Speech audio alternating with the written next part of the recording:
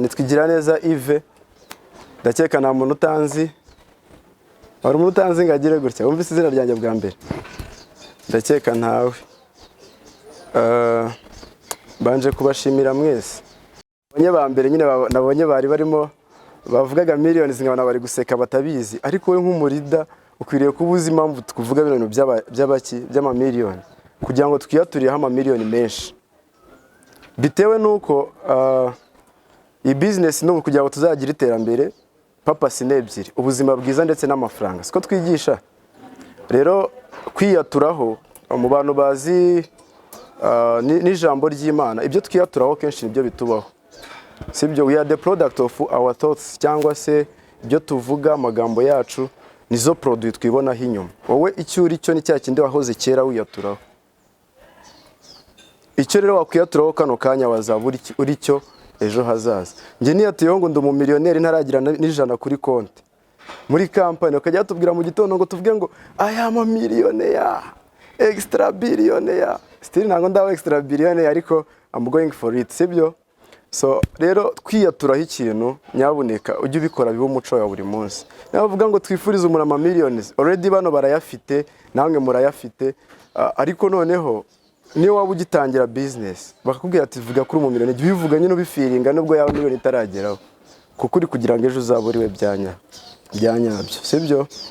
So ngiye nateguye ko nza kubaganiriza ku bintu bisa nkaho ari bibiri, ariko navuze ngo reka tubanze byibura twishimire twese hano ko turi hano, ko twabashije kuba selected. Nanabivuze muri group, abantu bari muri group bwa mbere, haro bagiye bongeramo nyuma. Sibyo? Haro bagiye babwira bitewe no kwenda bagira bakavaringa umwanya abandi batabashije kuboneka, kuko none twashaka umubare abantu 50, ariko byibura at least icyo nshaka kuvugaho no kugira ngo nibura wowe uri hano abashije kuba selected, nta ngaruka rimwe mwenyine mwe muri hano hafi bugufi, oya, ahubwo nuko hari uburyo upline wawe yakugiriye icyizere. Mureke ibyo no tubyishimire. Sibyo? Tuzamura amaboko yacu du preparinga. Let's do what? Prepare. Let's do what? Prepare. Let's do what? Prepare. To the up. Prepare. To the up. Prepare. To the left. Prepare. To the right. Prepare. 1 million. 2 million. 3 million. And many millions of opportunities. Wow, murakoze cyane. Nushaka rekera aho ngaho mbanze nze kuvuga kuri iriya foto. No kuvuga ngo iyo ugiye kubara timu yawe ntibizagushuke ngo ugende uvuge ngo buriya ngo mfite abantu, ngiye mbega ntibishobora kunshuka ngo mvuge ngo mfite abantu 1000. Nabikora ari closing, ariko muri mwebwe ntango ngiye kubashuka ngo mfite handi hana ba miliyoni ya sako member nababitse. Ni muri mwebwe hagomba kuvamo miliyoni ya sako member barenga 50, kandi mu mwaka umwe n'igice gusa dusigaranye. Ngiye kubaganiriza ibi ngibi nashaka bikureho byarangiye.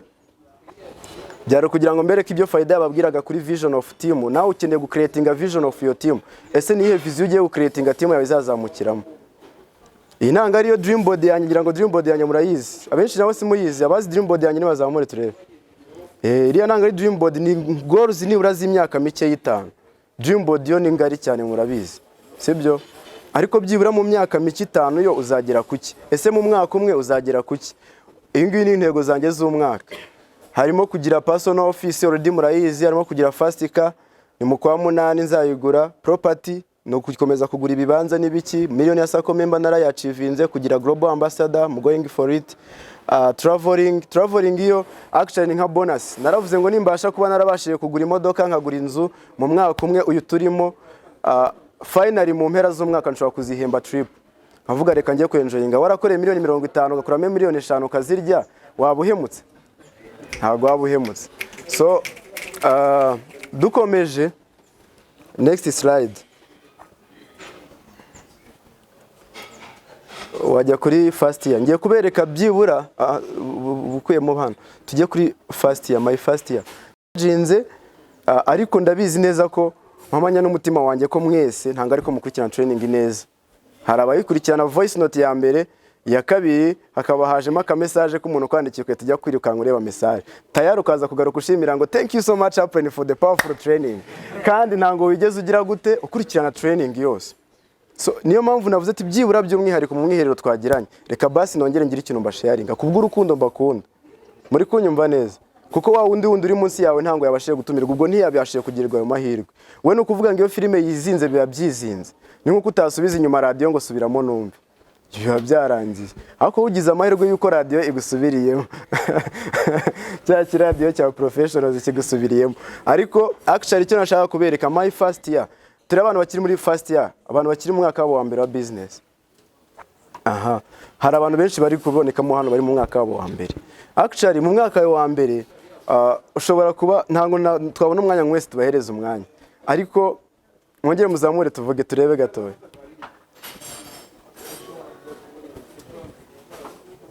kwara abazamura batabishaka oya se kandi wowe wujuje umwaka ntango ukiri mu mwaka wa mbere wawujuje abantu bakiri mu mwaka wabo wa mbere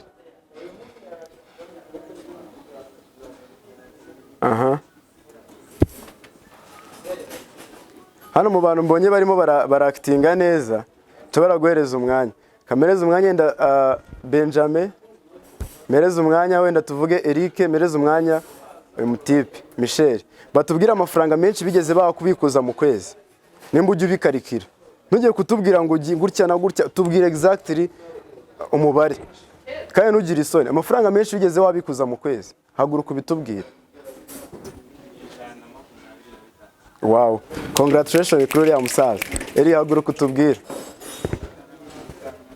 Jean utanabiri haguruka nawe tubwire. Wow, magana 21 reka tubahereze bose miliyoni. 1 million, 2 millions, 3 millions. Wow, so nukuvuga ngo mu mwaka wa mbere my dear friend we could expecting ibirenze, sibyo? We could expecting yuko ugiye kwita winjiza miliyoni.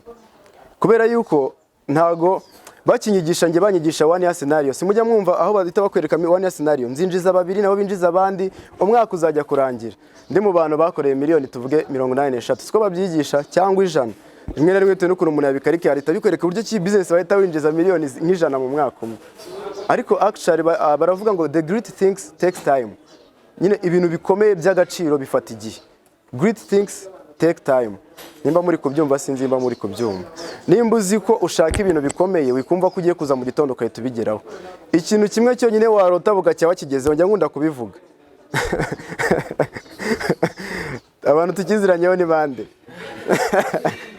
okay reka tukivuge ikintu kimwe ushobora kurota bugacya wakigezeho nukurota uri kunyara bikarangira wanyaye ku buriri nta kindi nurota uri muri shati Nyarutarama ntago uzasanga uyirimo nurota uri muri limousine uri muri Rolls Royce ntago uzabyuka uyirimo bizasaba ko uyikorera ukapaka ugize gute uyigezeho rero ikintu cyambe nakubwira nanjye ninjiye koko rwose numva ngewe nta nubwo tumiliyoni 100 nzatwemera nzinjiza batanu nabo binjiza abandi batanu nabo binjiza abandi batanu umvise ari iyo papa sinaye ninjiranye nkabona ko mwebwe ahubwo mu myaka 3 muzaba murenze sinya mbikubwira Eri sinya mbikubwira Benja sinya mbikubwira ariko ikibazo wowe kugira ngo ubikurure ubyizere ko Yves byari kuvuga ari byo atari injuga nicyo kintu kigoye mbwiza ukuri kujya ubyizera neza sari gibo wumva rimwe namwe bijegajega hano hashobora kuba ari mapati nawe ariko wibireba twese turabarida ubivuga ngo arahita abona kuko wamugani ko ntabyizera tuvugisha ukuri ujya wizera ko umunsi umwe uzajya ubikuza miliyoni 5 ku kwezi ukumva uri kubikurura neza ntanga arabikurura urakoze cyane kutatubeshye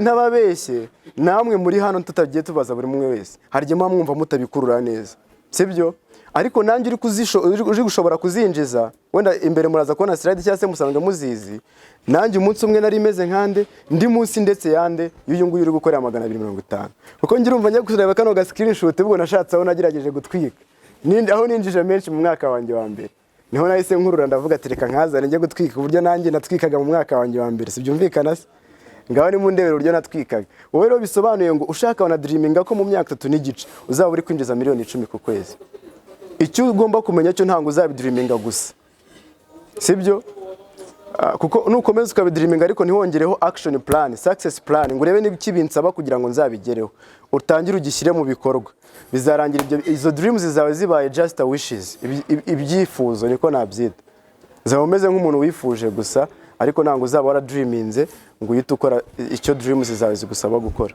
tujye mu mwaka wanjye wa kabiri noneho hari ukuntu umwaka wa mbere ndabona bitari kugenda neza ukumva yuko basi umwaka wa kabiri bwo ugomba kwita utwika turabona ari mu mwaka wa kabiri batararenza imyaka 2 muri business aziko muzamura gake muzamure cyane ko mutinya. Okay, abantu bamaze kuzuza umwaka nababonye. Tubashimire ko bano bantu mwe muri Simbanzi mbabwira impamvu tuyo kubashimira.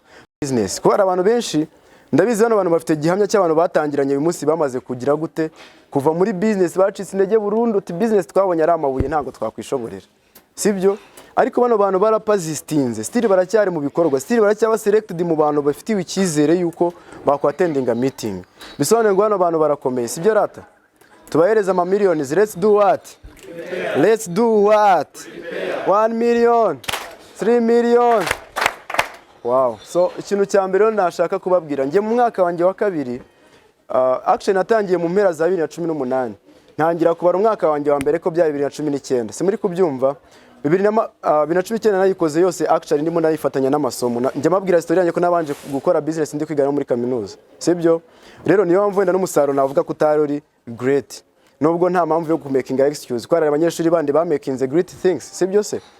Ya, noneho umwaka wanjye wa kabiri rero muri kubibona hariya. No umwaka nari nzi ko noneho ngiye gutwika byibura amenyereye icyo gihe nari noneho nanareka ishuri. Mvuga ati ngiye gukora business full time. Si muri kumva icyo kintu numvaga ngiye kuhatwika hagashya neza neza. Bode niwe tubiziranyeho yarimo ambwira ati semaye tiko mbona noneho ejo bundi nyine bajya gusoza detente kamubatangire story iri true ahibereye. Basoje detente umusaza yanga gutaye wabo aravuga ati ngiye ubu ngubu amezi 3 tugiye kuruhuka ngiye kuzitanza mu Gitega ava Kicukiro aza kuba mu Gitega ashaka inzu ndamwimura. Nagiye kumwimura n'akamodoka ka Eric nkaho ni papa we. Ndangije umusaza yumvaga none agiye kuhatwika neza kuko yareba ko na Migos igenda ikura atanari muri business ari ku ishuri avuga ati none nimba naje kuri tele nzaba ndi kuhatwika. Arangije kubita ukwezi kumwe kwezi kwa kabiri ambwa se April kumbona ahubwo kwibera ku ishuri bwo ninjizaga menshi.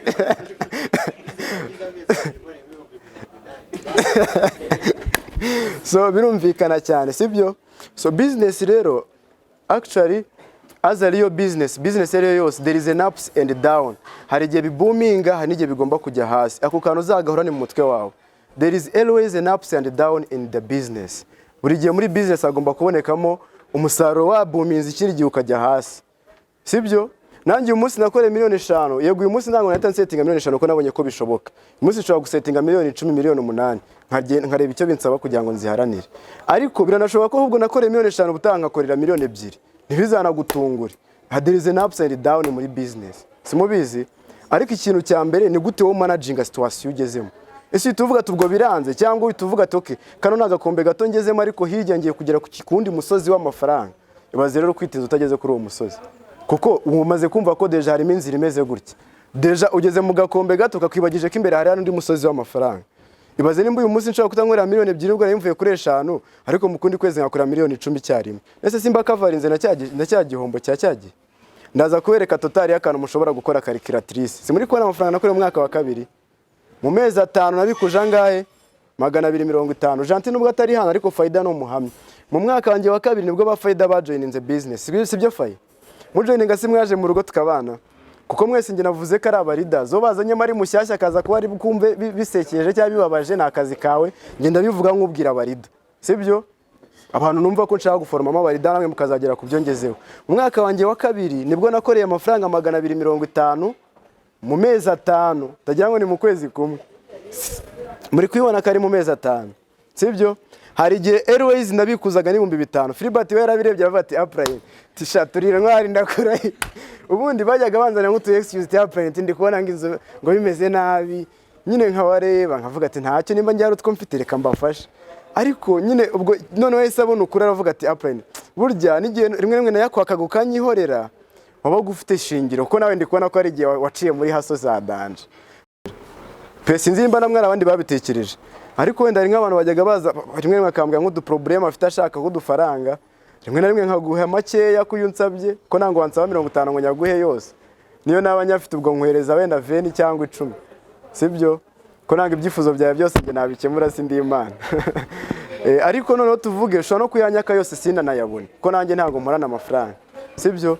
Ariko ikintu kiba gihari ni kimwe nanjye ntago ninjira April yansupportingaga kandi suko ndi ku blaminga aba April nibyo bahereyeho kare batubwira. Eric mu bantu bakurikirana training ye yavuze ko tugomba kwevoidinga the blame game, tukevoidinga gucomplaininga, guhora uri ku blaminga upline team yanjye wasanga rero ninjiriyemo mbiyo ninjirira hari amba narateye imbere. Ibyo ntango bikora muri business. Nanjye ntango aba upline bansupportingaga, ahubwo nge nari yaranjaga muri 250. Urumva nitubara noneho ndabaze kuyo nabikuzaga kandi hari umusoro bakata, nitubara kuyo nabifataga mu ntoki zanjye ni nk'ibihumbi 190 wenda gutyo mu mezi 5. Ituyagabanya ubwo buri kwezi urohita wumva narabonaga ibihumbi 30 gusa cyangwa 35. Kandi nabaga mu kazu akageto ka 35 uri kunyumva ngomba no kurya. Mbwira izo management ko bazi managing. Mwa 35 umanaging ukuremo geto ya 35 ugaburire n'ibisore nka biriya bibiri. Faida nahaguruke mwongere mureba abantu bashya mutamuzi. Faida nahaguruke. Nanga ari ngewe yego watumye abyimba neza kuriya cyo gihe yarananutse sibyo? Cyo gihe yarananutse kubera ko nyine twarya guko twabaga tungana. Sibyo? Uyu munsi nuko amaze kuba umumiliyoneri. Ariko ikintu nshaka kukubwira. Nawe nimba tuvuga uyu munsi wajya gujudginga ubuzima ubayemo. Ukabona inzu kwishyura rimwe rimwe arigiye ugongana na landlord uri kumubwira ati basi nyanganira icyumweru nyanganira icyumweru. Ibyo natwe twabiciyemo. Ahubwo ikintu kibabaje no buryo managinga situation yawe. Ndabizi neza ko abantu bajya mu managinga nabo kumva rimwe na rimwe wanasubira mu rugo. Kumva rimwe na rimwe wajya no mu kandi kazi kumva ko biruta kuba waguma muri business. Ariko umusaruro wo gupazistinga muri business atari gupazistingamo as participant. Just guparticipa nango tukibikire nabibabwiye. Nanjye nango napazistinzemo as just participant. Imba naraparticipe gusa umusaruro ariko mfite ntanga ari nkuyo kuko ikihamya gihari nuko ari abantu twinjiriye rimwe cyangwa se binjiye imbere yanjye. Umunsi ndusha umusaruro kandi rwose bakiri visible muri business. Simubazi benshi. Bari visible rwose ubahamagaruka nako bakiri preza muri business batakwitinze ariko kubera ko babayemo n'ubundi bibombaritse bitonze batari gukora. Uyu munsi n'ubundi umusaruro wabo uraho ngaho. Munyumve neza rero kukubwira ngo uzihangana ugume muri business nanga ari kuvuga ngo uzihangane kukomeze ibombarike. Ihangana ukora ibikorwa. Sibyo? Be impatient on your action. Ntuzigere wibabarira mu gukora ibikorwa. Ngo uyu munsi ndumva naniwe ngo ntango ndibwigisha abantu. Ngo uyu munsi natashye ubukwe rero ngo numva ngo nzabigisha ejo. Uri kuba patient ku bikorwa kandi ntango bikora. Be patient on your result but be impatient on your action. Kuko sinzi ba muri kukumva. Kurezirita nizanga kuza aba wihanganye uzitegereze zizaza ariko ku bikorwa byo nta pardon nimwe ufite yo kureka gukora ibikorwa. Niyo waba wabuza y'inzu nese nuyabura nabwo ukagenda ukibombarika uzayishyira se ubundi gute. Nuba wabura ese ubundi bwukanga kuza kwigisha abantu ngo uyu munsi ngo ntariye ngo numva nari muri mude yo kurozinga abantu. Nese ubundi bwuzarya guteje. Faida nguri twaga twariye ubugari n'isosi isa nk'umweru. Kambivuge kujya mu byumbe kandi ntago mbabeshya ndi kuvuga true story.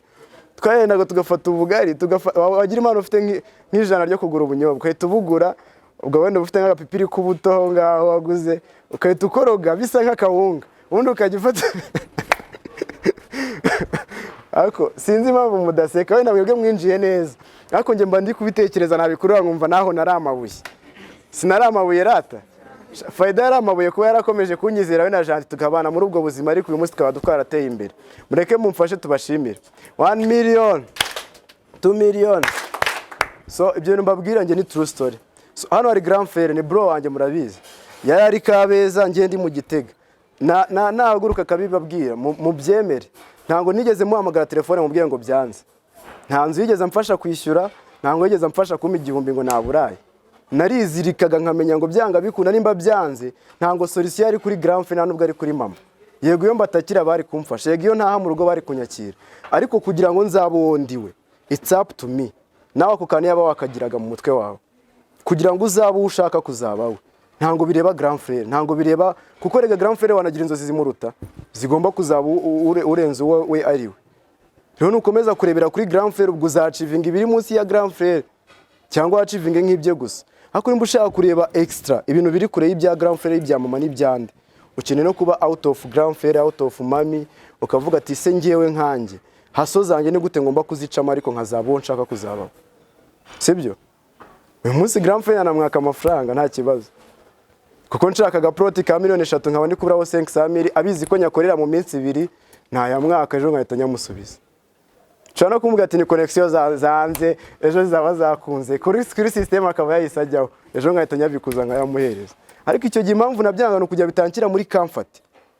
Muze kubyumva neza. byagushyira muri comfort wumva ko buri gihe niyo ukwezi kugufasha utabonye aho kwishyura landlord grand frère ahita gusova si byagushyira muri comfort sinimba ko kantu muri kukumva nibwo buryo niyaranjagamo rero n'abafayida tukafata ibihumbi 35 nkaba nzi ko ayo kurya abonekamo n'ibiki byose ariko ubwo nabaga mbizi kandi ngiye apurane barebagaho bo bari bataratangira no gukorera amafaranga baraje nyine ngo mbafashe bataramenya uburyo bakwishyurira inzu nko mu mezi nk'abiri ya mbere twabanje kubana Faida na Jean batanzeho ubuhamya bwuzuye kugira ngo nawe wumve uburyo umuntu yubaka timu kandi mujya mushaka kumubwira buri umwe wese ngo personal meeting ntabwo byashoboka uretse ashaka appointment yanjye nawe simujya mubyifuza izahise wabyifuje kenshi ukabibura n'abandi benshi murimo hano nuko nshatse kumeshoninga umwe muri mwebwe n'abandi benshi mujya mubikeneye bimeze so eze hanze genda umuyobore nta kibazo hanyuma nagiye ku yindi slide ya gatatu njya kuri slide ese kuri kurangara man kamwereka ikintu yindi yituzanamo nta yindi wabonye irimo Jack uyu mutipe hari kano gakoti nshaka ko tuvugaho hello turacyari kumwe abantu baryohewe abantu barambiwe so hano hari kuvuga ngo today is difficult tomorrow is much more difficult the day after tomorrow is very beautiful but most people die tomorrow evening sinzi mba kano muri kukumva nako umugabo bita Jack ndamukunda cyane ku bintu byinshi akunda kuvuga today is very difficult ntago mvuze ko kuri mwese muri kwinjiza amafaranga menshi nese nababeshye mvuze gutyo ndabizi ko nubwo twabanomye ngo muze twabagira ikizere ko ntago mwese muri kwinjiza amafaranga menshi bivuze ngo muri mwebwe hari abantu babona ko today is very difficult even me today is difficult kwera ko ntago ndagenda mu modoka yanjye niguriye biracyari bingoye rero sibyo is very difficult uyu munsi ndacyabona randiro duzanyishyuza ku kwezi yego sinyabura yo kumwishyura uyu munsi hako biracyangoye twumva ari difficult sibyo nawe hari uburyo ubita ubikurura ukabona ko uyu munsi bikiri difficult rero ntunagire ngo hari ejo hari ahantu byanditse ari formule yuko ejo bizahita biba byiza nta formule ihari bivuga nta nubwo umwaka utaha nubwo tubigire mamo nk'ikizere nta formule ihari bivuga yuko umwaka utaha uzaba mwiza kuri wowe ngwena ngo ihe ikizere mahoro nize ngo uyu munsi ngo biri kwanga ariko ngo umwaka utaha bizagenda neza for sure yego bizagenda neza webye yaturireho nkuko nabivuze ariko wivuga wibitsindagira nkaho wateyeho kashi bishobora kugenda nabi ahubwo kurushaho nkuko na Jack yabivuze tomorrow is much more difficult ejo bwo bizaba bishobora no kuba byakomera kuruta uyu munsi ngariko ikintu kiza kirushijeho nuko nyuma y'ejo bizaba ari byiza ikibazo gikomeye kirabaza ngo ese nawe uri muri babandi bashobora kuba badayinga tomorrow evening tomorrow nibwo bizaba bikomeye cyane noneho bijye kugera nimugoroba hari abantu benshi bamaze kurambirwa bumve banagira gute banakwitinga babivamo nicyo bishatse kuvuga handi nyine byahise bikomera cyane tuvuga uyu munsi biragukomere kubera kuri kubona wenda uri muri injiza uduhumbi nandi tuvuge mu bijyanye n'icyo ukenera gukora umunsi biri kugukomera kubera ko tuvuge uri muri arya rimwe ku munsi mundi mwaka cyangwa mu ejo ushobora no kubona n'ibya rimwe mu munsi wabibuze ikibabaje rero ni gute uzahita urandoringa iyo situation ese uzahita uvuga ati kuko noneho mbona ntari no kurya na rimwe ku munsi sha nta muntu nakwigisha tu cyangwa uzahita wigisha ahubwo uvuga ati ngiye gushyiramo izindi mbaraga kugira ngo none ejo nzarye 5 ku munsi situation ugomba kumenya yuko abantu bazihandoringa bitandukanye kandi bagize situation zimwe urugero rworoshye njya nkunda gutanga hari abantu bagiye gutata muri Afrika kera twego tukiriho ariko mwego mutaravuka hari abantu baje gutata muri Afrika twebwe tukivuka tukiri bakuru turi kubyiruka twabonye abantu baza gutata muri Afrika twohereje abantu babiri ntabwo twari twakaza kuba muri Afrika twohereza abantu babiri ngo baze gutata muri Afrika abantu babiri nagatekereza ariko muri kubyumva ntabwo ari burage byose muraza kumvamo iby'ingenzi sibyo hari turimo burage nyine kugira museke n'abasinzire bakanguka ariko harimo n'iby'ingenzi muri kubyumva twohereje abantu babiri bagiye gutata muri Afrika twebwe turi Burayi sibyo babiri turabatumye ngo mugende muterebere imba muri Afrika harimo isoko ry'inkweto twaza tugashora isoko tugacuruza inkweto sibyo harangije umwe bose icyo baje bakabona nuko muri Afrika abantu bose bambaye iki bambaye ibirenge bose si babonye ibintu bimwe ariko uburyo bagiye gutwara feedback uburyo bagiye gukaringa information gutwara amakuru bagiye kubiyatahura mu buryo butandukanye umwe wenda tuvuge mukize mu cyumba kimwe ngasubize kujya gataza gukopera undi none mukize mu kindi cyumba ngasubize ukwiwe wa mbere azasubiza natangira gusubiza avuge ngo rero reka mbabwize ukuri muri Afrika rwose nimuzongere no kwirirwa muhatekereza nta soko mwabonayo kwira ko abantu bose ko byambarira ibirenge nta muntu wakugurira urukweto uri kumva uwo muntu ukuntu yazanye amakuru icyo babonye si kimwe. Undi wo mu kindi cyumba niba mubaza se muri Afurika twari twagutumye amakuru wagiye kutuzanirayo wabonye nyine ari ahantu kuko twashora isoko ryo gucuruza y'inkweto. Ikintu wazahita asubiza azakubwira ngo muri Afurika rero nabonye twaratanzwe hubwo niho hantu hambere twacuruza inkweto tukabona abakiriya benshi, kwa ko tuzahera ku muntu wa mbere tubambika mpaka bose tugize gute tubahetuye, kuko nta muntu n'umwe wari uzi kwambara urukweto. Dufite isoko rigarira ahubwo kubera ko bose twebwe tuzagira gute tuzabasavinga inkweto. Urumva ukuntu wazanye amakuru ari positive undi yazanye amakuru ari negative. Ntuzagira ngo challenge wahuye nazo apene ko wageze hano ntango yahuye nazo ahubwo ibyo biri kuguca intege nibyo bigize gute biri gukomeza abandi. What doesn't kill you strong you cyangwa strengthen you. Icyo kitakwica kiragukomeza, sibyo? Wowe rero uzahitamo kikwice, wowe nanjye kinkomeze. Baravuga ngo amazi ashyushya igi akarikomeza niyo mazi yoroshya ikirayi cyangwa se ikijumba. Ikijumba cyari kizima ugishyize mu mazi ukagitogosa sibwo cyoroha paraporo ko cyari kimeze.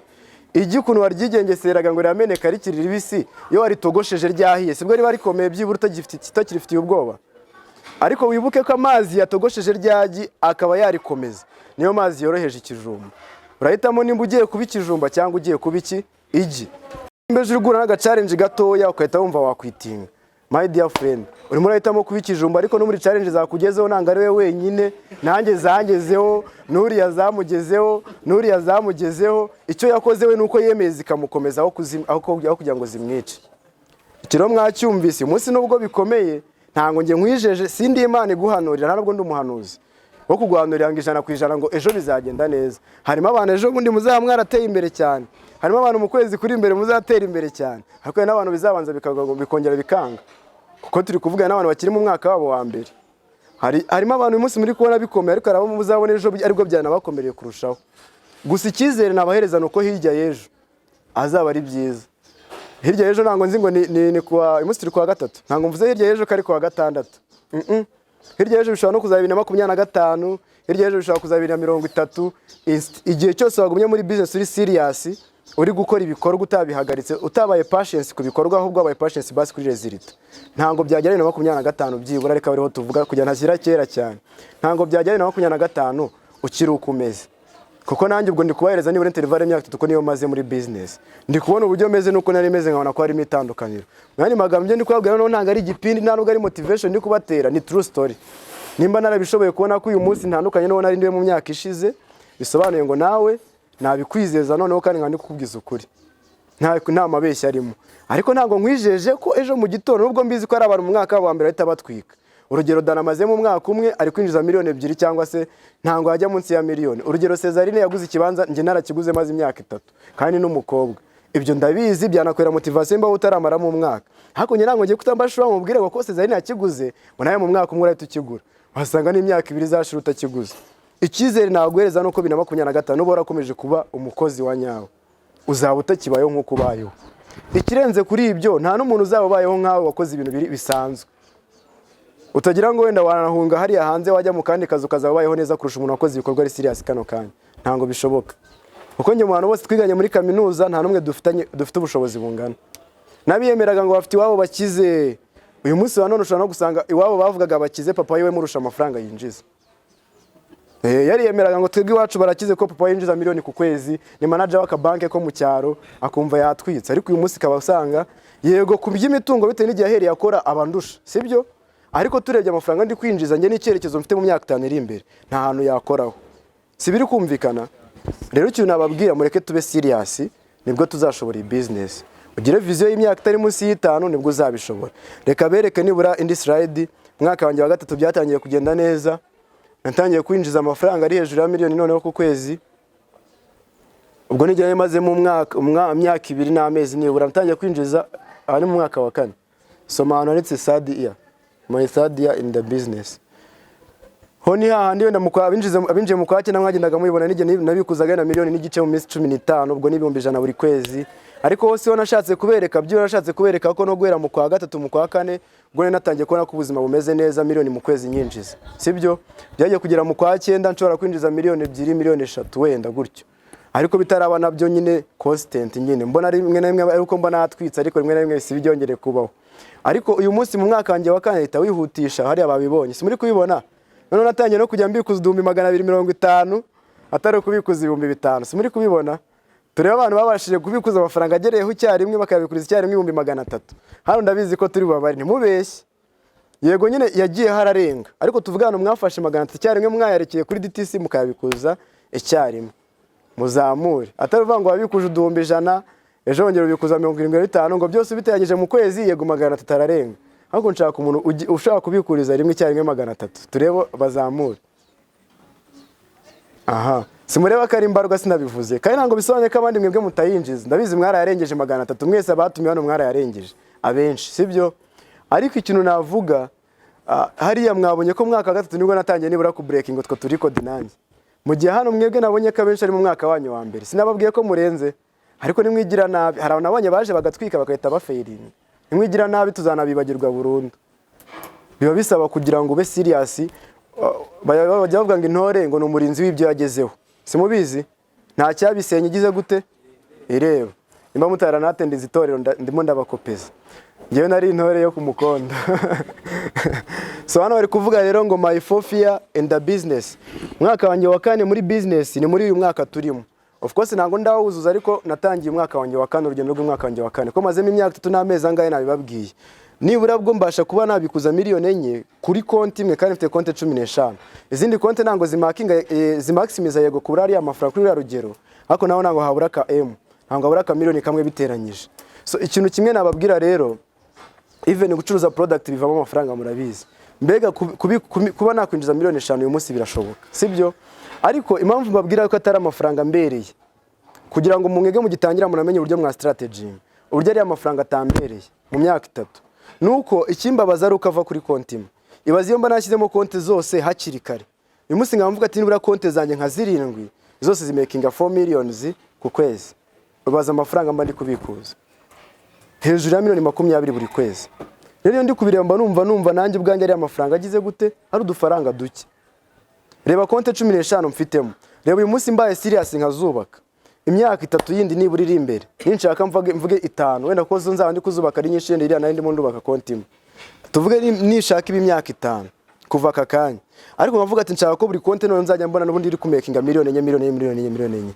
nubikaye ko tusanga ari miliyoni 60 buri kwezi nibura nzajya mbikuza buri kwezi bivuze ngo najya nkahita ngura ka Range Rover cyangwa se nkahita nubaka ka etage akaetaje kageretse 1,60 kayubaka ese mujya muyimenya wanagura imodoka wajya mu cyamu narugatsindira inzu nakinzu aho ngaho uri bwiyemeza mirimo urenze sibyo ariko birumvikana ko ntango nanjye mise expecting ejo mu gitondo ko 1,60 nazinjiza si muri kubyumva namwe gira plan ariko nawe this is a shortcut already turi muri shortcut already so don't shortcut a shortcut ugerageza kumva ko nimba n'ubundi already muri shortcut none ushaka kuhita nayo yi shortcutting it doesn't happen ntango bishoboka ntango ibintu bishoboka tuvuge uri muri elevator uri muri ascenseur hasi ugiye kujya kwa makuza muri 13 murabizi ko ubusanzwe n'ubundi elevator kugira ngo uve muri rimwe cyangwa se muri 0 ugere muri 13 kuko hari abantu bagenda bavamo muri 2 muri 3 muri 6 bishobora gufata nibura n'ubundi iminota 2 kugira ngo bus ugereyo ibaye mikeya simubizi none wowe urashaka ko ngo uko waciye muri ascenseur ngo mitengereyo mu masegonda 30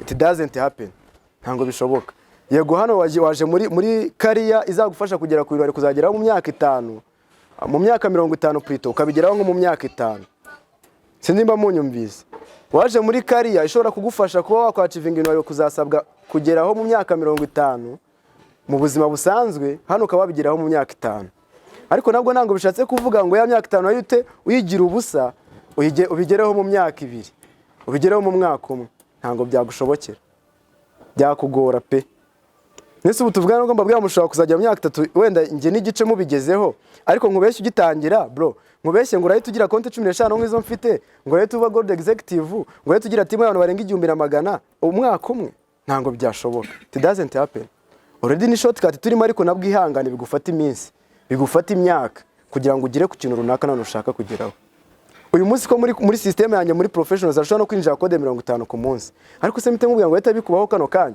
we no kugira abantu 50 ushobora gufata umwaka ngiye muri buri munsi binjira ni nkuko nanjye abo niratana mfite muri timu ya Muhozi binjira wenda buri gice cy'umunsi muri visionaries ko nitimaze kugira abantu barenga 1,500 by'abantu ariko nawe amaze imyaka 12 muri network marketing, ngiye mazemo imyaka 3 n'igice. Rero kuko byamufasha igihe nawe emera bigire gute bigufata igihe ari kuri mu bikorwa, sibyo? Nyaho kantu mwakumvise kandi rero nakavuyeho ndumva nanasoza. Ariko actually harakandi gatabo naguhaye kitwa GoPro, wakabonye? Aha, GoPro rero ngiye kubasobanurira izina rya The Professionals ahantu ryaturutse. Muri GoPro already harimo ibyiciro bitatu by'abantu bakora network marketing. Mwanze mumbwire nimba ubuhamya hari ikintu mwigiyemo, ko ndasanga aho nasoje deje. Ntango ubuhamya bwo mbugarukaho. Mwigiyemo ikintu gikomeye. Muzamuri intoki mubinyereke. Hari abantu nizeye ko mwese byibura 90% ko nabizi 100% ntango bishoboka. Nizere ko 90% mu myaka 5 iri imbere nzaba ndi kubabona. Tuzamure. Ndabizi 100% ntango bishoboka. Ariko basi uzaharanire ko niyo abana sigaye mu mwazaba wowe. Njya ku kantu niko kantu naharaniye. Baravuga ngo basi munsi bazavuga ngo M Global Rwanda yose hasigaye umuntu umwe abandi bose bacitse intege. Uzaharanire kazaba ari wowe. Muri champion bajyamo baravuga ngo uharanire ko muri champion yose umunsi yazaba abantu bose baracitse intege barakwitinza. Uzaharanire ko basi niyo barasigayemo umuntu umwe yazaba ari wowe. Tukamanika twese. Ariko abantu benshi twamanikaga icyarimwe ntango bose bagihari. Ntango nane navuga ko ari njye n'usigaye hari abagihari nabo tukiri kumwe twihangananye. Ariko ndababwiza ukuri ko nka kimwe cya gatatu kimwe cya gatatu cyawe na gito kimwe cya kabiri benshi barasigaye, sibyo? Zake nuko nagutanga akagero koroshye ngo bisi yagurutse mu mujyi giye Kicukiro muri arete hagenda hasohokamo abantu hako ntango yibuza imodoka kugera aho igomba kugera, sibyo? Kandi hari abasigara yego hano Rwanda Excel tugiye Kicukiro abandi bakinjiramo centre, sibyo? Bivuze ngo rero nubundi ushobora gusigara ejo tukinjiza ikindi gikura nkota. Ahubwo ikibazo kuzabusigaye uzabusanze iki hari hanze. Nicyo kintu mba nshaka kukubaza. Nawe ndi ko wasigara bwo ntango binteye ubwoba.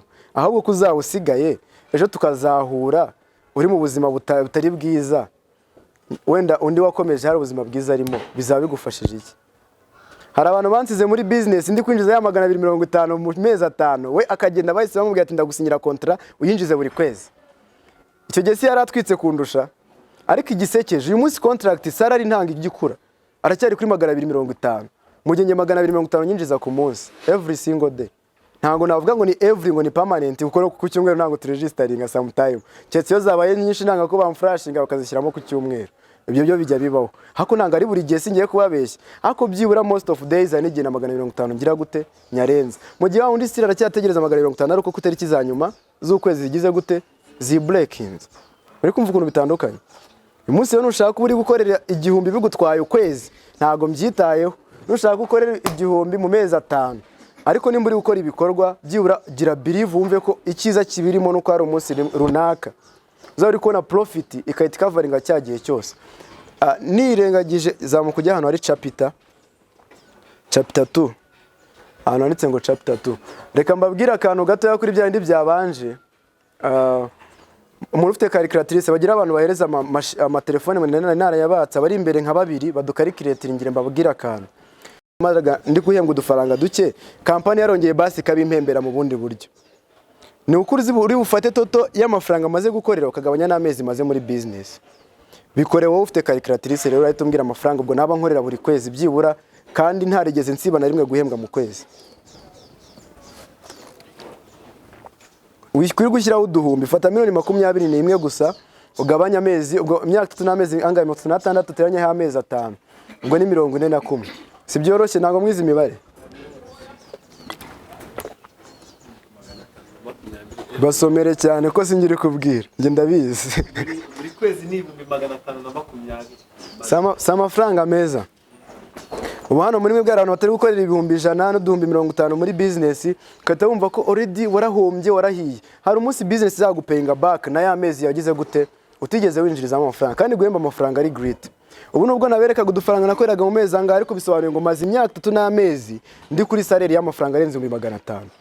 Murumva atari ibintu byiza. Noneho uyu munsi bite n'ahantu bigeze. Ubu nindamuka mbizamuye cyane, sibyo? Nyuma y'undi mwaka n'igice dushobora kuzakora average katabisanga noneho buri kwezi maze nk'imyaka 5 ninjiza miliyoni kuzamura. Si ibintu byiza. Bivuze ngo nawe rero uri kubona rimwe rimwe ari ukwezi gushira n'amafaranga meza ukoreye. Hari umunsi bizagupayinga back, byibuke system ijya yibuka ko ari n'ukwezi nawe utagize gute utakoreyemo amafaranga menshi. Bijya bibyibuka ariko wabaye serious. muhumure rero bijya bibyibuka, ariko ikibazo we nuko rimwe na rimwe kwizera bikunanira, ariko bijya bibyibuka ko hari igihe nawe wakora udufaranga duke bikagupayinga back. Rero nizere ko nta muntu rwose uzapfa gucika intege uko yiboneye, kubera ko hari icyizere cy'uko bizongera bikagupayinga back. So kuri ya GoPro rero nashatse kubabwira ngo haba ibyiciro bitatu by'aba network marketers. Impamvu nahisemo ko twitwa aba de professional cyangwa se aba professional, nta ngaruka aribo bantu bakora business bonyine cyangwa se ariko kazina kambangukiye, hari aho byaturutse. Turi abantu bagerageje gusoma ku gitabo cya GoPro, mutabeshye abantu bagerageje kugisoma, nagiye nyibasharinga. Congratulations kuri mwebwe, mureke tubahereza ama drops. Reka abantu ba leaders n'abantu mutagisomye, abari mwebwe duhereza abantu barimo muri mwebwe muhaguruke kugira ngo babarebe kwanga. Abantu bagisomye mutatubeshye, ni waba utarakirangije ntacyo ariko waragitangiye ugasomaho ukuntu, ariko utarasomye none page imwe.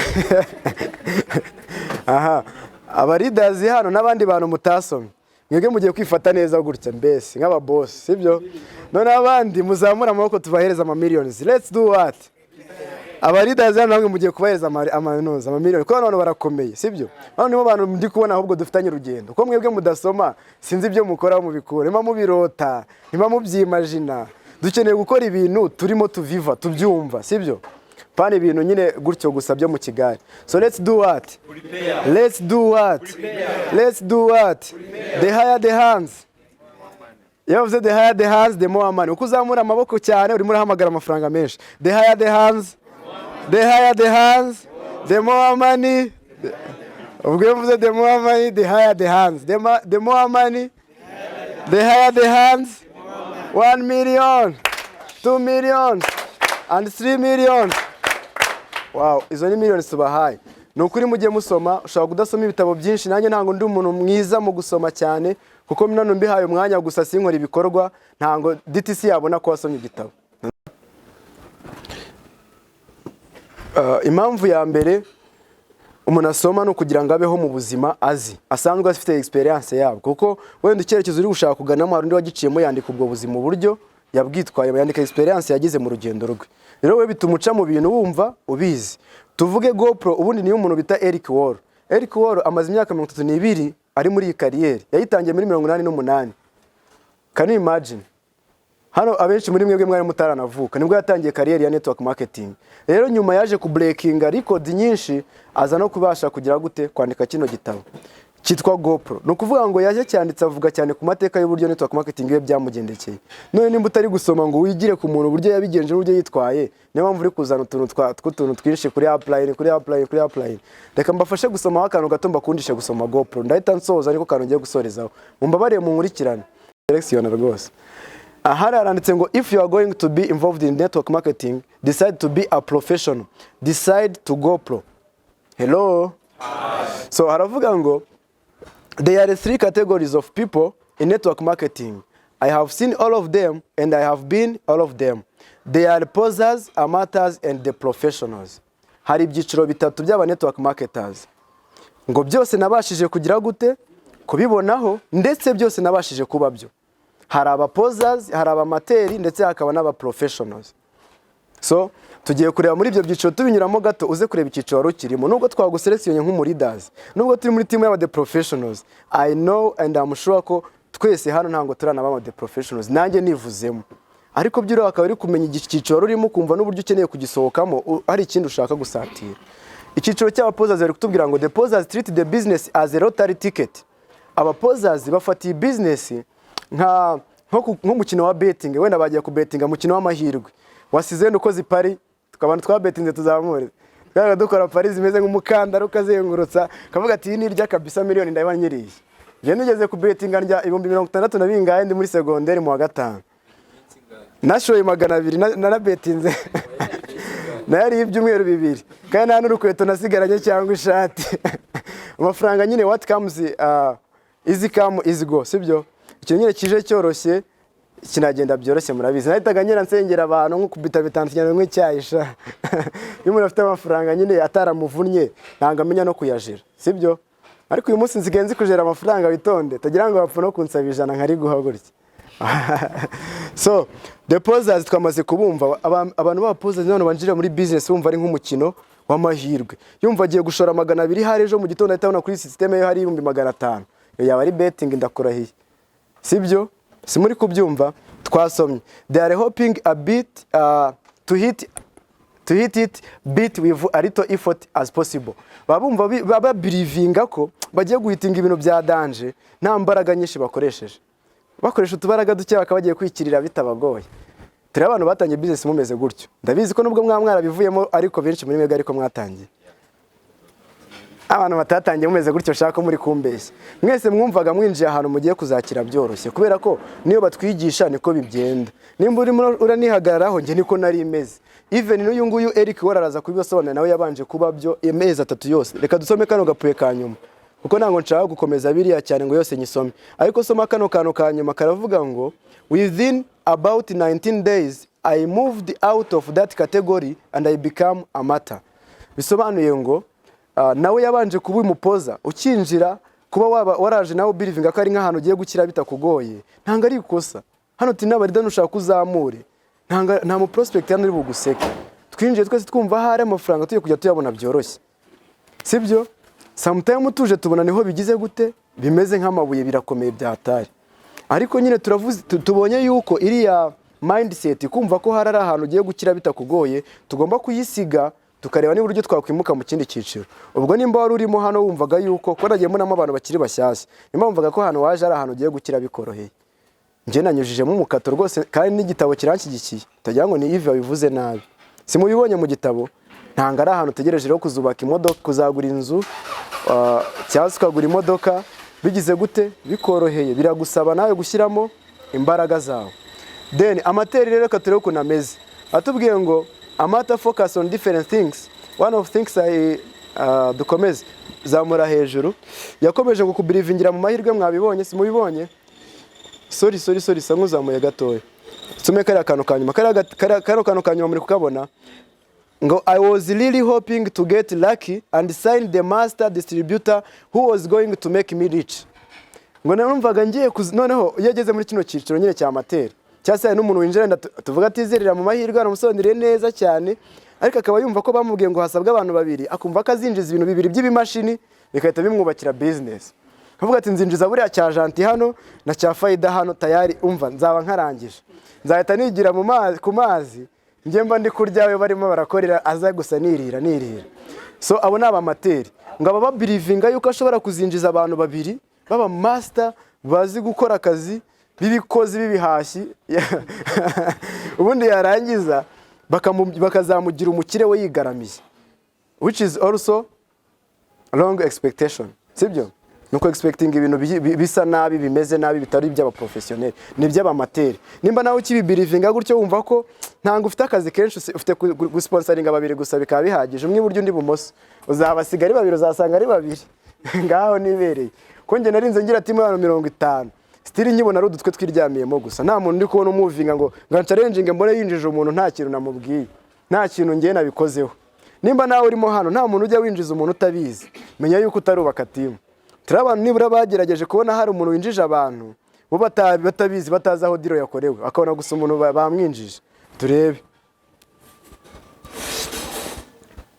mwabonye abantu bagerageza kuba bafite timu nabo nabagerageza sibyo ariko sometimes twese turacyafite akazi kuko umuntu ajya kwinjira n'ubundi ubifiteho amakuru sibyo ariwe wabigizemo uruhare wakoze closing ariwe wamufashe muri follow up icyo gihe bisobanuye ngo umunsi umwe uzaryama warwaye ukamara ukwezi amafaranga uzakorereza ukunangana ni zero kuko urumva ibintu byinshi amafaranga uyabona ari uko wabigizemo iki mu ruhare ibyo rero biba bikiri akazi ntango biri network marketing ni uko wubaka systeme ikajya gukorera amafaranga sometimes n'igihe udagize gute utabigizemo uruhare bivuze ngo turacyafite akazi ko kubaka abavandimwe nanjye abenshi binjira nabimenye ntango ndagera ku rwego ninjiza amafaranga menshi ntagize gute ntabyitayeho ariko sometimes niduhasoringa cyane hari umunsi uzatubona nka 5,000,000 wibereye ku mazi runaka ahantu mukunda sibyo ngewe ubwo ngubwo mbavuze wasanga tudahuje za Maldives za Miami ahantu henshi sibyo tukazajya tuba turiyo nk'ukwezi kose waragiye ugafatayo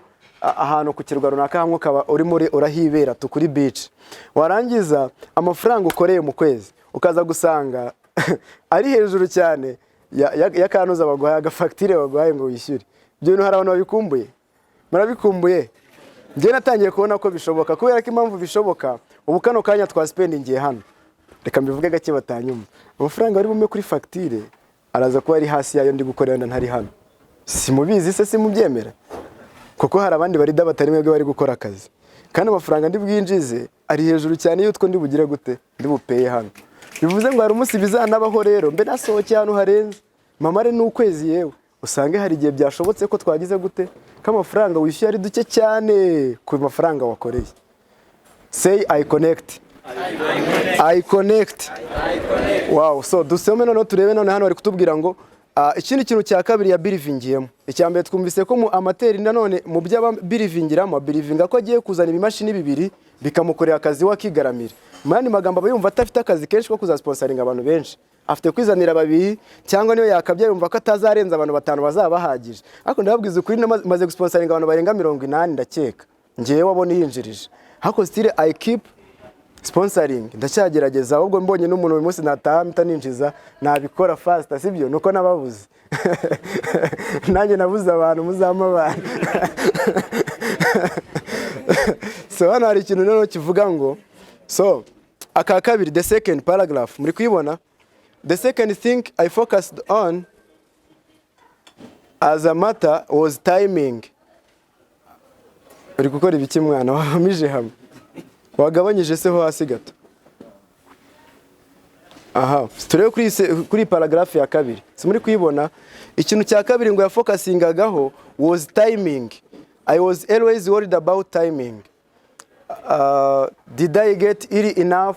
Urumva ngiye natangiye kujya blaming cyangwa complaininga watangiye kujya yibaza ngese ngo naba narinjiye mu gihe cyiza nkuko hari abantu ndabizi mujye mwinjanga akanya ariko mwaganiza prospect bajya kujya babwira ngo ngarega amafaranga nayo abantu binjiye kera yego kuko usanze nyine hari umaze kubaka system ni uri gukorera menshi kuri wowe ariko natwe twatangiye babitubwira even Peter yageze kuduha testimony ko nawe yinjiye bamubwira ngo ari gukorera Francis urumva rero nawe hari abantu bazajya bari kubwira ngo ari gukorera Sami ngo ari gukorera tuvuge wenda Michel ngo bari aba Michel binjiyemo mbere nibo bari kugafata ariko reka mbabwize ukuri namwe impamvu namwe mwinjiye mbere impamvu twese twinjiye mbere none se ubu tuvuga nimba dufitanye urugendo rw'imyaka 10 20 wagize ngo nimaramo imyaka 10 wowe umazemo imyaka 7 hari umuzaba dutandukanye ntawe uzaburi cyapure kirenze nawe ugendana gakontake kayenze sometimes ari uzaba ufite n'imodoka nziza nakunze kwigurira inzu imodoka ngenda mu yisanze simubizi se kana briefing bitandukanye hari igihe bazajya banakona bakwibeshye bavuga ngo hubwo uriya niwe apply ni hari wa Yves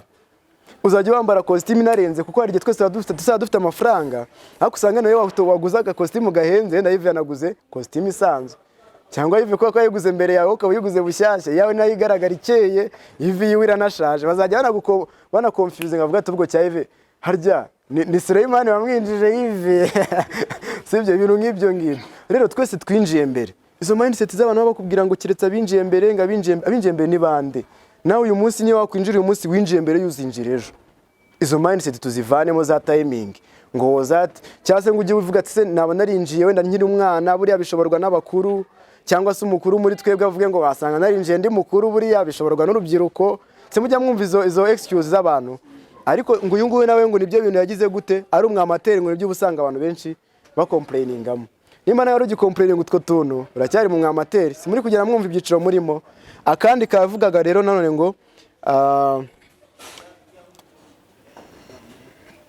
sanguzamura gake gake ariko oya ndi kujyandira mu key point abari utwo mvuga nango nasoma byose sibyo samura nanone aha rekera aho ngaho reba hano urugero kuri kino cya gatatu kiri kuvuga ngo the third one I focused on as a matter was positioning ese aho ndi none aho magaza aho ninjiriye hari umuntu ushaka kujya avuga ati kwa Cesar ndi kubona twika kwako yinjijwe na tuvuge n'umuntu usa nkaho gikonjemo tuvuge nago ngiye kubanoma ariko reka tuvuge okay reka mfata barida ndi kubona imbere yanjye tuvuge wenda Cesar muri kubona ari marinjiza abantu benshi n'ibikonte byinshi wenda reka mvuge ku bakobwa babiri wenda yari yarinjirijwe nande na Sami ese avuga ati sha ninjiye nabi yo ninjira kwa Cesarine buriya mba ntwika biriya bikonte babiri kujya munsi yanjye uri kumva nkako kantu ntago ari keza ako kantu niko kabi ari kutubwira ngo positioning team naba ndimo hari abantu bakomeza gucomplaininga ngo hariyo mbona narinjiye wenda muri Victoria's kwa Kiyosaki kwa Yves mbona leadership yabo ngiye ntazayishobora iyo mbona narinjijwe na Basi na Peter mbona ko narinjijwe na Faida ntabivamo ibintu nk'ibyo ngibyo izo complaining game blaming game doesn't matter in our profession, doesn't serve our profession. Ntango bishobora kugusavinga kugira ikintu kimwe bigufasha kugeraho muri business yacu. Tugerageze avoiding a blaming game nk'aba leaders, sibyo? Ntuzongeye kujya uvuga ngo buriya ngo apureni wanjye niwe mubi ni utuma nagera ku iterambere. No. Apureni wawe nushaka umufate nk'icyapa cyakuyoboye ahantu uzatera imbere. Nese icyapa cyakuyoboye kuri centre de santé ukabura kujyayo ngo wivuze warenganya icyapa. Kiba cyakoze akazi kacyo. Apureni wanjye nimba yaranyinjije c'est fini yarakoze. Imana imuhereze umugisha nzanamugororera. Sibyo? Kandi ntango mbeshye. Si nawe nubundi njya kumusura sometime yego ntango ndamuha ibirenze ariko ndabizi ko wese ubu munsi nzaba mfite ama etage nkayo kwa Makuza ari Makuza ari yanjye umunsi nzaba mfite private jet nk'izo mfite kuri dream zanjye nzabura kugira ngo mukubite n'akamodoka niyo yaba yarakubiswe we adafite imodoka kubera ko impamvu ubwo ndi kubivuga benshi bashyashya mushaka kutabyumva Apureni yaje akakwinjiza we niyo wamanuka ukazagira miliyoni y'abantu watarakoze ntango bivuze ko yinjiza amafaranga ubwo we ushobora kuba atinjiza amafaranga yashobora kugenda agakeneriya hakongera nkategetse byibura Apureni wanjye kamfe kumuha akamodoka byibura abe karaciva twari turi kuvuga kuri positioning was I in right organization ese ndi muri team nziza ukajya nyine ublaming ati wasanga Apureni wanjye team ndi Mariyo mbi ibintu nk'ibyo ikindi bakatubwira ngo did other people have a better position than me ese buriya wenda kwa Dani impamvu ari gusponsoringa abantu benshi suko buriya sponsor wari mwiza ari we mwiza Dani se sponsor wajya mufasha nanjye ukunda kumuha congratulation mbona byabaye simbabeshye narabwo nyamukorozingira abantu biwe urumva rero byanga byakunda ntango icyo kintu ari cyo cyakabaye kiba mu mutwe wawe ngo se ngo buriya ngo abandi ngo basanga bafite aba sponsor n'abajyanama beza oya ntango ibyo bintu bimatinga nabwo bizagusavinga muri profession yacu ikindi bakatubwira ngo maybe I didn't have the right upline simuri kutubona ko tuntu twose ndi gusoma harubwo ndi kubikura mu mutwe si cya gitabo nanahabarangiye ni chapter ya 2 nugira ngo ugiye kubinyomoza ugende ujye kubisoma aravuga ngo did I have a right upline ese naba mfite upline mwiza wa nyawe ibyo nukabiblaming aho mwanya munini nta kintu bizakumarira upline wawe ni mwiza 100% ko inshingano ziwe niziriya zo kukwinjiza zirahagije ikindi kigendana n'inzozi ze ubwirwa n'ikirimo inzozi ze zitare kukwinjiza se akabayije umubare wawe yarakeneye kwinjiza muri team akahita agera ku nzozi ziwe gisekeje ahubwo wasanga Apureni wawe ari successful ukaba utari proud ye kandi ufite Apureni uri successful so nimba Apureni wawe intego ze zaro kukwinjiza we already he is successful sibyo uba proud ya Apureni wawe rero ahubwo we menya ngo ese nanjye inzozi zanjye no kwinjira gusa cyane no kwinjira nkagira ibyo breakinga nkabigira reality ubwo rero izo nzozi zawe nawe zigereho Apureni wiziwe yazigize ute yazigezeho so ikindi bari kutubwira ngo would I do a better somewhere else cyakandi kikavuga ngo I focused on a matter was a shortcut yakomeje gushortcutting ibintu yumva yabigeraho mu mwaka umwe yumva yabigeraho mu ki ibyo ntango bikora yego kugira inzozi nyinshi Jean Terre yabivuga nusetinga kugira moto muri uyu mwaka ukageraho mu kwa gatatu yego uzaba utwitse breakinze record cyangwa se wachivinze goals yawe ariko ngewe ni setinga kuzagura imodoka ya miliyoni 10 simbigera ariko nkagura ya miliyoni 8 siri am the best than you sibyo am the better than you nachivinze byinshi byiza kurusha ibyo wachivinze yego ngi ibyo nashakaga at the highest point numvaga nshaka kugarukira siho nagarukiye ariko byuraho nagarukiye nubundi harutaho wagarukiye we yemera ngo wabigezeho ngibyo wasetinze byose rero gusetinga ibintu byinshi subigereho nanga ari ikosa ahubwo ikosa no gusetinga utuntu duke yuko tugera ejo mu gitondo ugasigara nta kifite cyo gukora yaba ari ikosa sibyo hello hello hi wow so bisobanuye iki rero dukeneye kutumva ko dukeneye shortcut ntango nshatse kuvuga yuko kuba mvuze ngo ntango dukeneye shortcut ntango nshatse kuvuga ko kudreaming imodoka mu mwaka wa mbere ari ikosa yi dreaming nta kibazo rwose dreaming akubaka inzu nta kibazo kuko sinanabizi wasanga ufite indi source of income nkaho ndi gukura imitabo ko ngiye nari nzi ka income kanje ari hagaturuka gusa wenda ufite na plan B sibyo wahita uyigeraho ariko muri business nuzo ukahita dreaming kuzazamura n'inzu ziratandukanye ariko kuko na miliyoni hari inzu wagenda ukagura mu cyara kabanza kubatsemo inzu sibibaho se ariko tuvuge nimba ushaka inzu tubivuge muri valeur ushaka inzu y'agaciro ka 150 muri business uje mu mwaka wa mbere ntakubeshye ni wrong expectation genda usubire muri goals zawe ntangiyo ngiyo yashoboka nimba mbeshye Gentil Mujahid nazamuke abimakanye kubera ko numwe mu bantu bari successful muri professionals bagerageje kubigeraho mu gihe gitoya. Ariko uyu munsi ndakeka nanze rubaka bro. Hari inzu yubatse harya. So yari yagiye ariko by'umwihariko tumuhereze congratulations kuko muri professionals nkuko mbivuga numwe mu bantu ba breakinze ibintu byinshi mu gihe gitoya. Kuko ibintu afite mu myaka 2 gusa ari kuzuza muri uyu kwezi ndakeka itariki nyirizina atarayuzuza ariko ni muri uku kwezi yinjiyemo. Nabyibuka kinjira mu mwe nko ku munsi wa mbere namuzanye muri meeting hano. So byibuka akaba ari kumbwira ngo reka twizize anniversary ya hano mamaze imyaka 2. Namuzanye muri meeting bwa mbere nakoze meeting y'aba partners ariko ibaza aba partners bari already exist muri team uyu munsi abarusha umusaruro. Uze ngo nawe winjiye uyu munsi ushaka kuzaba mu myaka 2 iri imbere urimo uraturusha umusaruro twese nanjye ndimo.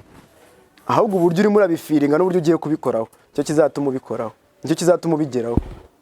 Ariko nimba wumva gusa ariko Yves abikwijeje gusa Yves nyine ari kukwereka icyizere ariko ni wowe wo kugira ngo ubishyire mu bikorwa. Faida yavuze kandi kantu keza numva nshaka gukomantaho mu gihe uzajya bumva hari umuntu ushobora kwinjira aruko ari apple runaka muvugishijeho.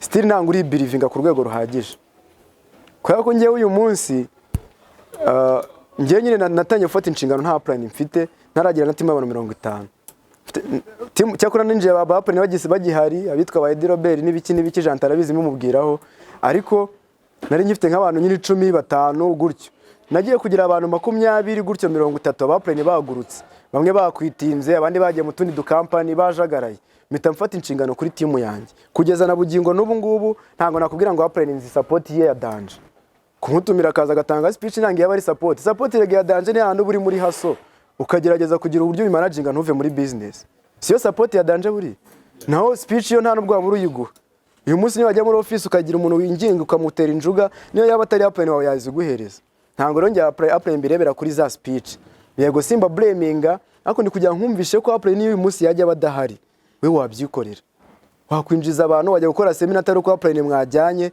kuko nge narafataga nkagenda Gentil bakinjira buri weekend nabaga nge ni muri seminar sinabasigaga mu rugo nta nibyo kurya bihari mpfa kuba bari mu nzu yishyuye nahitaga ngenda muri Musanze nkajya kwinjiza abantu namara kwinjiza abantu bimwe na bimwe nkanababura cyakora Gentil yajya yamaga akazi karenze kakanananira nkajya nk'imusanze namubwiye ati mane mutumire abantu mumuze nabo Gentil akamuza n'abantu we yabakuye Facebook ntango yabaga ziranye nabo nibwo yarakinjira ataramara n'ukwezi akamuza n'abantu nka 30 bikananira kuba managinga bamwe na bamwe nkabihorera harimo abinjiye harimo n'abatarinjiye siko bimeze.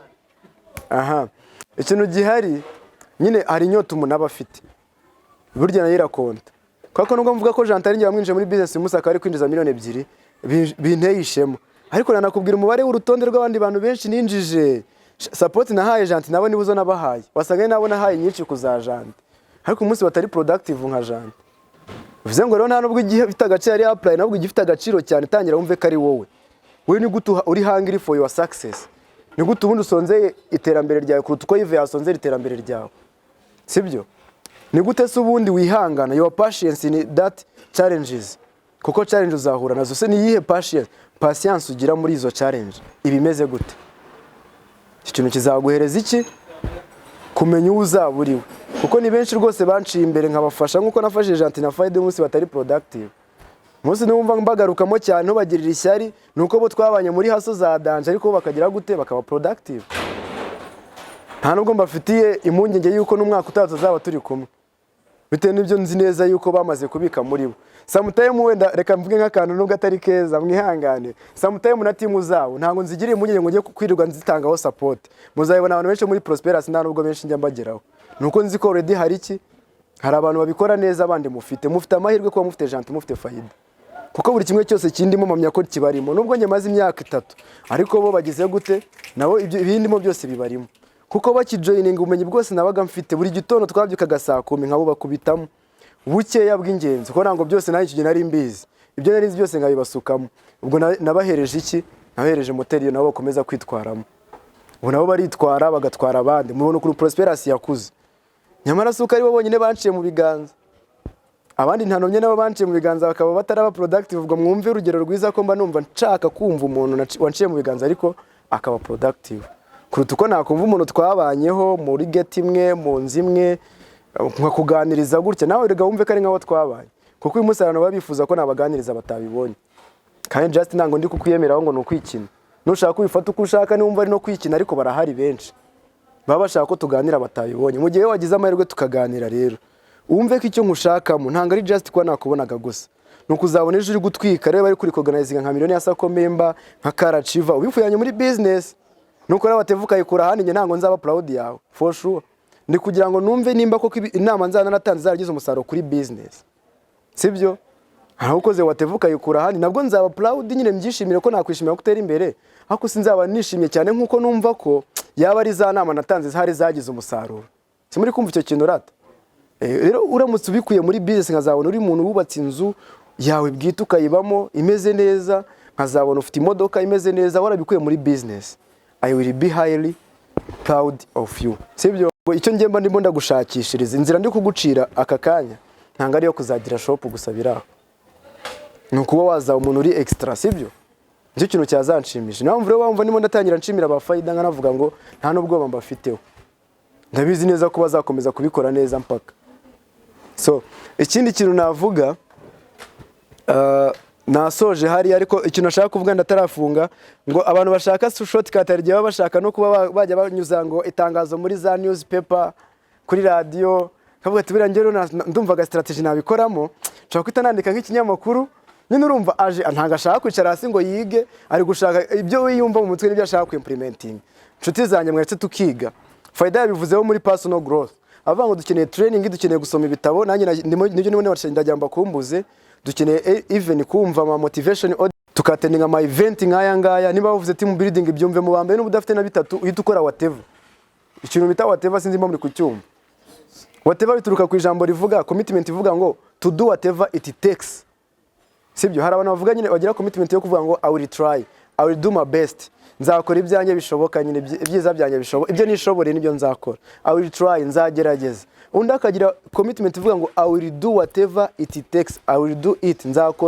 nzabikora biriya nzagera kuri ibi icyo bizansaba cyose nani magambo bivuga ngo ngiye kugerageza business nanjye nzabe Karachiva hoye vuga ngo nzaba Karachiva muri uyu mwaka icyo bizansaba cyose vuga ngo ngomba kuba gold executive uyu mwaka icyo bizansaba cyose uhita uharanira kumenya se hari icyo kintu bizansaba cyose ni nk'ikihe buriya utangira ugikore ibaze nimba abandi batanga congratulation muri team kumwe tukomanta muri group we nutange congratulation ntiwishimiye n'ibyiza abandi bageraho wese ubwo uzabigeraho babyishimire ntabwo bishoboka sibyo ibaze nimba tuba turi kwakira abantu dutanga welcome ntunayitange ibaze nimba hari umunsi bwira utapostinze kuri Facebook product ngushaka partner babikora nese n'abakozi wazanye mu kazi ngo bagukorere cyangwa urumuri dugomba kubikora bakakureberaho siko byagenda waza nimba ukorera business mu rugo kwera comfort twagiyemo yawe guma mu rugo harana bagiye muri comfort yo kujya birirwa mu rugo bakaza ariko baje kwinjiza umuntu guys kandi ngo mukora full time ntago ariko twe twabikoraga janti twageraga mu mujyi sangaye tukibana tugitangira business saa 12 za mu gitondo kuri office ya company bafunguraga ryari vuga cyane ariko bari abakumva aha saa 2 nibwo bafungura kuri company nyamara twebwe tukagera saa 12 hajya twari dufite office twaga turimo cyo gihe saa 12 twaga dufite office twazaga tukaba twicayemo nka kuriya ubu ngubu tuyifite we na base aha bisobanuye ngo rero guys mwiza n'ibintu by'imiteto Kagame n'ujye bivuga ngiyo uteta ngibi nibi simukazi so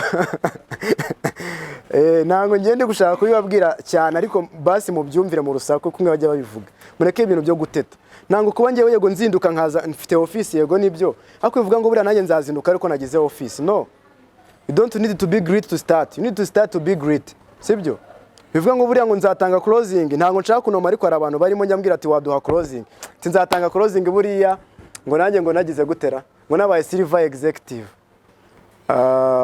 ngo nzatanga closing buriya ngo naguze ikibanza kuko ngo numva ngo bibura amezi make ngo apre ngo bunyangane ngo nzatanga closing naguze n'ikibanza nese ngiye kuratangiye gutanga closing ntarabona silver executive nkayikereya nkashaka mu mafoto y'abamuzi n'abadankani nkajya mbashyiramo nese nuganiriza nuko ati natangiye business imeze gutya de nabashije kumenya bamwe mu bantu bakora iyi business batangiye wenda bacuruza mitiyu guri gushyiramo kanyengoga nani na Florentine yari ricuruje mitiyu aza kugura imodoka n'inzu iyo story yaranyispirarinze mbabwije ukuri kuba narahuye n'uwo mu mama akabinyihera ubwo buhamya nkabona ko kuko yavuye kuri mitiyu akaba afite inzu n'iki uyu munsi bigize gute iyo closing isi yabitwika kuvuga ngo muri iyi business impamvu nyina yiyobotse yego natangiye nta kintu ndiho aho kuba narumvise ngo hari umuntu witwa Muhozi Elias wo muri Uganda umakinga 5 million every single day z'amanyarwanda pana mashiringi miliyoni 5 za buri munsi kandi amaze imyaka muri iyi business yacu yego nubwo amaze 12 uko nabivuze ariko muri business yacu amazemo imyaka itarenga 7 kuko yatangiye muri 2015 sibyo bisobanuye ngo iyo story si yako inspiring umuntu ntango rero closing ari ngombwa ngo uvuge ku byawe gusa noneho mu gusoza kugira nawe wigarukeho ugenda warafoto yifoto muri studio itwika none bati nanjye musona ko nsigaye actually ntango ndi kubigisha ko tuzajya tubyimba gusa mu makote kuko murabizi ko na achievement turimo turagenda tuzikreye ariko mu gihe achievement taraza se none se urabure uburyo uri closing umuntu ngo nuko ngo ngiye ngo ntaragura ikibanza ngo ugiye tubishyira mu mutwe ngo bura ngo Yves ngo bamvuye closing umuntu ngo nuko ngo yaguze ibibanza nese ibibanza mba mbyicaranye ari muri office none se Yves gold executive nubwo ayifite ibimwanditse ku gahanga buri gihe agenda rero nta muntu umwe ibyo ngibyo ubunabyitayeho ahubwo uburyo uri serious uri bugende n'agakoti cyangwa agashati kawe ukagenda uri self confidence imbere y'umuntu wawe nyine uri confident sibyo nibyo bizaclosing umuntu nimba ari amafoto muri gusharinga twa dufoto uzamuhera sharing twa dupost ujye postinga nimba ujye na postinga nawe uri mu miyenzi ubwo umuntu nyine azumva ko ushaka kumukubita ari mu miyenzi ariko nushaka kujya ugenda muri Marriott utaninjiyemo basi ufata aga selfie uvuga ati nasohokeye Marriott nako ka closing ntango ndi kubigisha kubeshya actually ako ndi kubigisha ko mugomba kugira namwe skills zatuma mwagura team kuko nukomeza ukinjiza agakode kamwe mu kwezi kamwe mu byumweru ibyo ntango bizasavinga professional yacu ariko uhangano nzamuriye kuri the professional mwereke gatoya zamura oreto bigeraho abajya bavuga ngo doctor nyine musanzwe muzi ko bimufata imyaka myinshi n'igishoro cyinshi arimo ariga kugira ngo azabashe kujya ahembwa salary ya miliyoni ku kwezi simubizi imyaka bimutwara ariko ugasanga umuntu aje muri iyi kariyeri ashatse kwitayinjiza miliyoni atariga n'umwaka umwe wahanje ukumva ko nawe basi usa nk'uri ku ishuri nimba ari imyaka 5 nimba ari imyaka 6 wazamara gufata agapapuro akaba ari gutangira kujya ku isoko ry'abantu bashobora gukorera amafaranga ariko hano bari kutubwira ngo wanzamuriye gato kumanura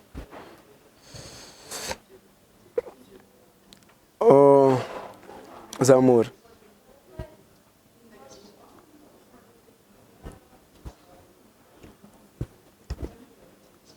zamura nanditse the professional hagiye cyangwa se profession dore ngaho hari uraharenze ahanga dusome kano kantu a professional athlete will devote endless hours of preparing for a competition but when they join network marketing they won't give one day worth of effort to learn our skills muri kubibona doctors will devote a decade of their lives at a huge financial expense to become physicians but when they join network marketing they won't give a month study and practice to become a network marketing profession ndakeka niko byanditse aba doctor usanga barize imyaka n'imyaka y'ibinyacumi n'ibinyacumi bakagera mu myaka 30 n'ingahe kugira ngo aze batangire kumuhemba 800 miliyoni yarize imyaka irenga nk'icumi sometimes uzasanga doctors bari hejuru y'imyaka 30 simujya muyibona akenshi ubwo bari no muri 40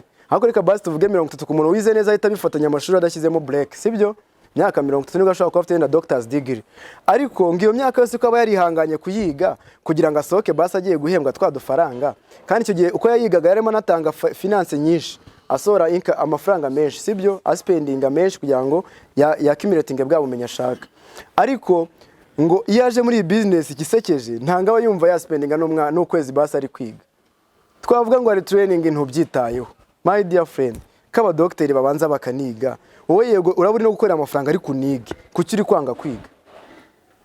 kucyuri kwanga kwiga ahari umwatlete batubwiye ngo nawe mutwara amasaha menshi amezi menshi imyaka myinshi ari kwitegura irushanwa umwatlete n'umuntu wisiganwa mu masiganwa yo kwiruka murabizi dufite urugero rw'umuntu witwa Usain Bolt muzamukurikirane muzarire nk'agakoti kiye bamuvuzeho ngo yabashije kwiga yateguye irushanwa imyaka 20 sibyo arangije mu isiganwa muri competition atsindira umudari w'amazahabu ariko awutsindira akoresheje iminota 2 n'amasegonda ariko iyo minota 2 n'amasegonda nitujya kubara amafaranga nako igihe byatwaye Usain Bolt kugira ngo atware uriya mudari w'amazahabu n'amazahabu haya tuzabara ngo ni imyaka ni iminota 2 n'amasegonda cyangwa tuzabara imyaka 20 twongeyeho iminota 2 n'amasegonda 40 ingahe?